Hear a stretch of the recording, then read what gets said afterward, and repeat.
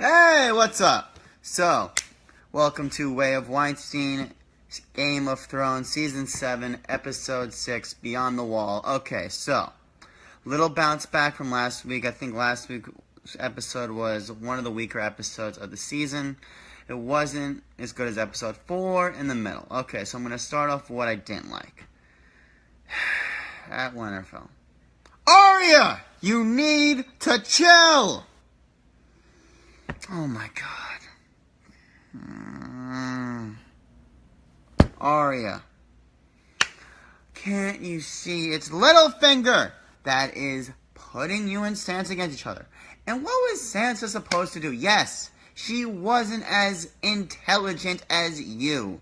But that's like saying how Iron Man got into MIT at age 13 and graduated summa cum laude and was the CEO of a company at 22. That's like being Iron Man being angry because someone didn't do that. That is why great basketball players don't make great coaches. Arya. Sansa literally had no choice. She was a stupid little girl. She knows that. She knows. And if I honestly wish Sansa would have told her, hey, I married two schmucks. I mean, you could say, who was a bigger schmuck, Ramsay or Joffrey? She's been through a lot. Cut her some slack. Arya. And also, when Sansa found the faces, I thought there was a very good shot. It was like, oh no, Arya, don't kill your sister. Don't do that. No.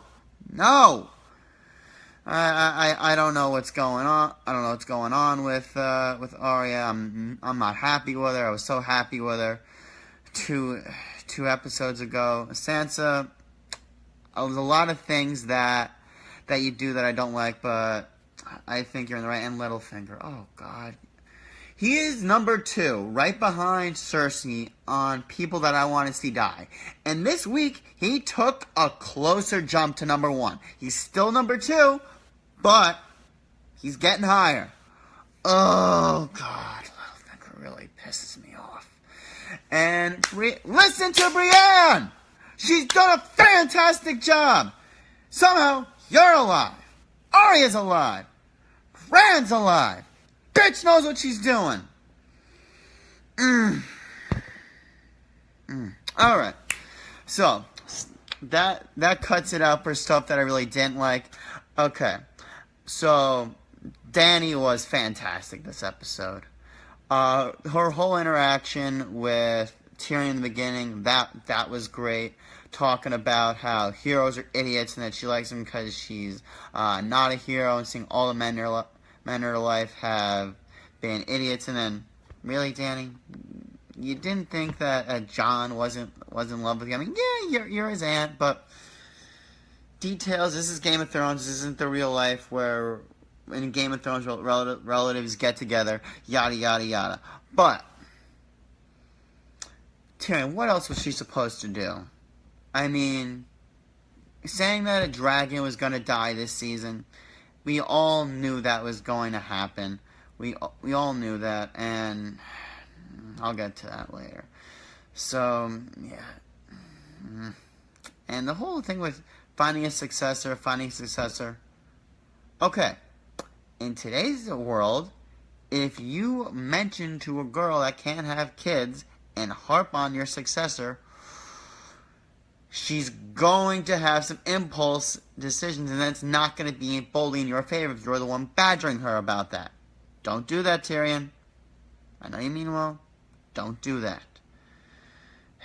Okay, so this whole plan of getting a White Walker just for the sake of showing Cersei. Cersei doesn't care. She has no morality whatsoever. She'll kill anything or anyone in her way. I mean, I actually heard an interesting theory that this isn't a spoiler. I have nothing to back this up. This is just a random person with a thought. So, someone's saying that Cersei and the Night King could get together. And I don't know if she would be the Night Queen or how that would work, but I thought that was interesting. So, with that, but the whole plan of them getting there, and that ice bear. First, I thought that was Ghost. I was like, oh shit, did Ghost find him? But no, that bear was a massive bear. Oh god. But yeah, I mean, I was thinking that originally all of them were gonna die except John, and then when they were there, like in the middle in the kill box, I was just saying, Danny, where are you? Where are you? Where are you? And then she finally got there with the dragon, and it was burning a lot of them. That was one of the better parts of the episode, and how the Night King so easily just took a spear, one of his ice spears, and he looked like the ease of killing that dragon was essentially like Aaron Rodgers throwing a 5-yard pass with that kind of ease. And I think we all knew that a dragon was going to die this season, but still, I mean, oh god, enough bad stuff doesn't happen in the world, and also we're mourning the loss of great A Pie brother Jerry Lewis. God, I mean, today wasn't tough enough as it already is. But hey, and okay, so back to the episode. So the whole premise of if you kill a White Walker, I guess Prime, those who he or she killed also die too, which essentially that means that if you kill the Night King, they're all dead. Obviously, a lot easier said than done, but I'm curious to see if that happens in the finale or if they'll stretch that out to the final season. Now, here's the thing. So, Danny said a lot that she can't have kids.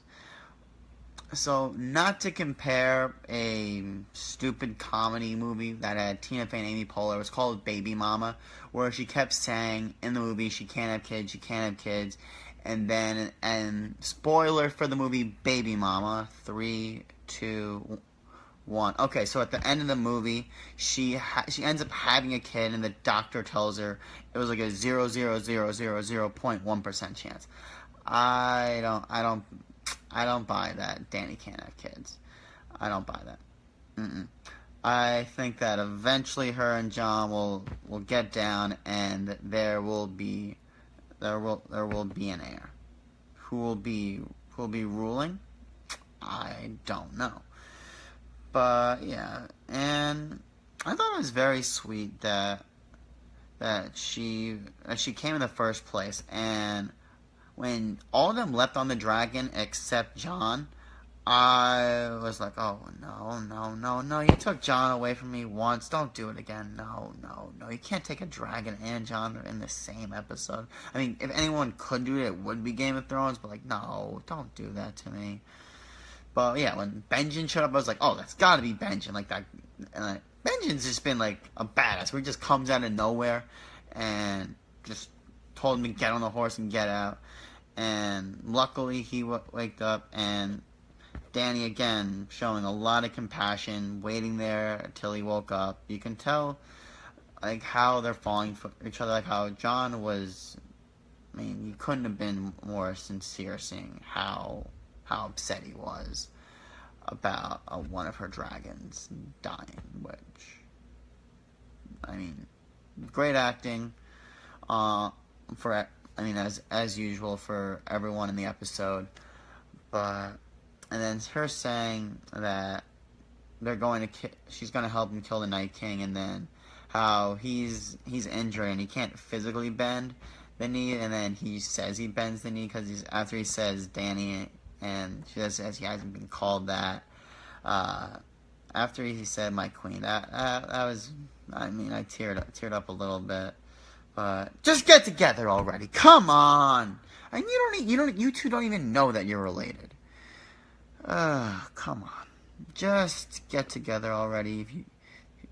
I mean, I guess that he can just be John Targaryen, and So at the end of the episode, when you see everyone like pulling the dragon out of the ice, and then the Night King turning him into the ice dragon, I'm like, fuck. I mean, now here's the question: Is the ice dragon gonna have any memory of Danny when they go in battle?